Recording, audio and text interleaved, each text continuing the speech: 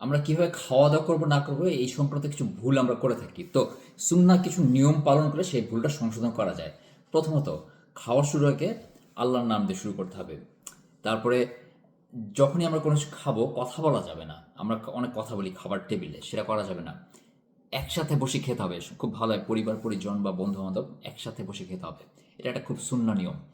এরপর হচ্ছে খাবার দাবার যখন আমাদের শেষ হবে, আমাদের খাবারের আঙ্গুলে যে হাতে না আঙ্গুলে যেই খাবারগুলো লেগে থাকবে সেটা আমাদের চেটে খাই। কারণ বলা যায় না যে ঠিক কোন জায়গাটায় কোন ভিটামিনটা রয়ে গেছে। আর ডান হাতে খেতে হবে এটা নিশ্চয়ই বলে দেওয়া লাগবে না। এরপর আছে কোনো খাবার যদি পছন্দ না হয় সমালোচনা করা যাবে না, কারণ এতে প্রথমত শেফের মন খারাপ হবে। আর শেফটা যে কেউ হতে পারে, আপনার মা, স্ত্রী, যে কেউ হতে পারে। তো খাবারে কখনো সমালোচনা করতে হয় না। এরপরে খাবার কখনো পেট ভরে খাওয়া যাবে না। পেট ভরে বলতে অনেক সময় আমরা বলি না যে গলা পর্যন্ত খাবো, ওটা করা যাবে না। আমাদের পাকস্থলী 3 ভাগের 1 ভাগ খাবার দিয়ে পরিপূর্ণ হবে, আরেক ভাগ হবে পানি, আর তার আরেক ভাগ হবে হচ্ছে বাতাস বা অক্সিজেন। এরপরে খাবার সম্পূর্ণ শেষ করতে হবে, খাবার নষ্ট করা যাবে না।